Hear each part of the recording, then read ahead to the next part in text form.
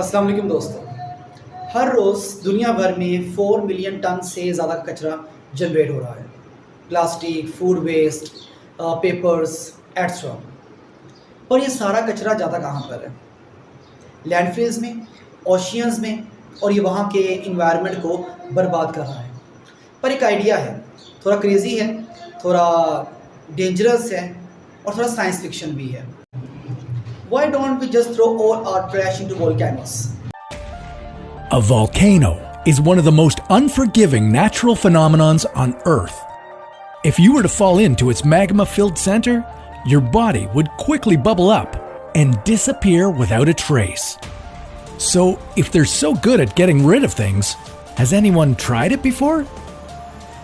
How would we transport all our trash to them? And what dangers would be in लेकिन क्या ये idea काम करेगा या ये किसी और बड़े डिसास्टर की वजह बनेगा? Let's break it scientifically, logically और practically. This is Nabeel Jameel Chauhan and welcome to my channel. तो चलिए शुरू करते हैं आज की ये video. Volcanoes are nature's pressure cookers with temperature above 1000 degree Celsius.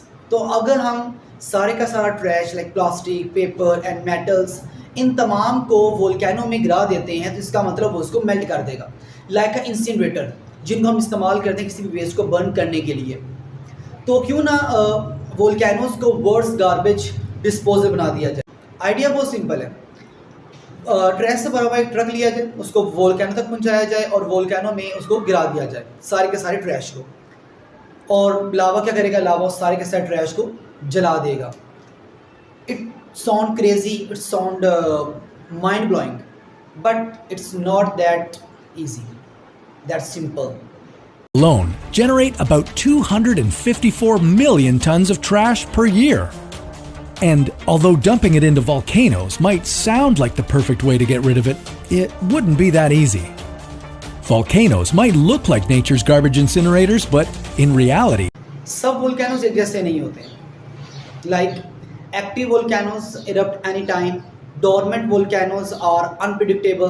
तो और उसके अलावा अगर हम जनरली बात करें तो वोल्केनोज रिमोट हैं, डेंजरस हैं और mostly are present at the high altitude areas. तो वहाँ तक जाने के लिए हमारे पास कोई प्रॉपर हाईवे नहीं है, कोई प्रॉपर रोड्स नहीं है कि वहाँ तक जाया जा सके। Out of 1500 active volcanoes on the earth, a few are safe enough to stand near. चलिए सपोज करते हैं कि हम किसी तरीके से ट्रैश के भरे हुए ट्रक्स को वोल्केनो तक ले गए हैं, लेकिन क्या वोल्केनो जो लावा है वो सारे के सारे वेस्ट को, ट्रैश को बर्न कर देगा, जला देगा? हाँ, ऑर्गेनिक कंपाउंड्स, पेपर, ये तमाम जो प्रोडक्ट्स हैं ये मुकम्मल तौर पे मेल्ट कर जाएंगे। लेकिन मेटल, इलेक्ट्रॉनिक्स या प्लास्टिक ये सिर्फ मेल्ट नहीं करेंगे, ये मेल्ट करने के साथ साथ रिएक्ट भी करेंगे। और after the reaction they produce the toxic chemicals like dioxins, furans and high concentration of the CO2 also produce during this chemical reactions. और सम टाइम एक्सप्लोजिव रिएक्शंस भी हो सकते हैं। इवन के ऑर्गेनिक कंपाउंड्स में वाटर कंटेंट भी available होता है। तो जब ये वाटर कंटेंट लावा के साथ मिक्सअप होगा तो ये भी वहाँ पर एक स्टीम क्लाउड्स प्रोड्यूस करेगा जिसे फ्रेटिक एरप्शन भी कहा जाता है। इसके अलावा एक स्मोकियर इन्वायरमेंट जनरेट होगा, एक टॉक्सिक केमिकल्स जनरेट होंगे, एक जहरीले केमिकल्स प्रोड्यूस होंगे जो कि मे बी पोल्यूशन में इजाफा करें। 1977 हवाई में रिसर्चर्स ने एक ट्रैश का भरा हुआ एक बैग वोल्केनो में फेंका और उन्होंने देखा कि जैसे ही वो बैग वोल्केनो में जाके गिरा तो वहाँ पर एक टॉक्सिक स्मोक प्रोड्यूस हुआ, जिसकी वजह से रिसर्चर्स को पीछे हटना पड़ा। इवन के इलाके भर के अंदर एक टॉक्सिक जो गैस थी, एक जो स्मोक था, वो फैल गया। in 2002, a group of Ethiopian researchers threw a 30-kilogram bag of trash into a volcano, and the results were explosive. Lava lakes are unstable, so if you pierce their surfaces with something cold like trash, you'll trigger a chain reaction of explosions involving. तो अब अगर हम practically बात करें तो practically भी, क्योंकि अभी मैंने कहा जैसे शुरू में कि यहाँ पर कोई प्रॉपर हाईवे नहीं है वहाँ तक ट्रैश को ले जाने के लिए, तो ज़ाहिर सी बात हमें प्लेन्स का यूज़ करना पड़ेगा जिसमें मिलियंस ऑफ डॉलर्स भी वेस्ट होंगे।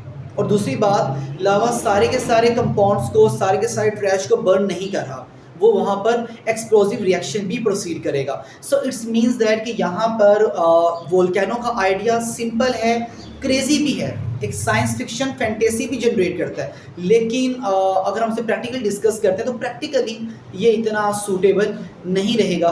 हाँ, इसके बरक्स हम बहुत सी मॉडर्न टेक्निक्स का इस्तेमाल कर सकते हैं इस चीज़ को कंट्रोल करने के लिए। वेस्ट टू एनर्जी प्लांट, जहाँ पर इलेक्ट्रिसिटी तैयार की जाएगी बाय यूजिंग द वेस्ट। इस तरह से बायोडिग्रेडेबल सब्सटेंस का यूज़ किया जाए और इसके अलावा प्लास्टिक पर बैन लगाया जाए। अगर आप मेरी इस वीडियो में देखेंगे तो यहाँ पर मैंने एक्सप्लेन किया है कि प्लास्टिक किस तरह से अर्थ को डिस्ट्रॉय करेगा, तो प्लास्टिक का बैन होना बहुत ज़रूरी है। इसी तरह से रिसाइकलिंग इनोवेशन, जैसा कि एंजाइम्स हैं जो कि प्लास्टिक को डिस्ट्रॉय कर देते हैं या प्लास्टिक को डिकम्पोज कर देते हैं।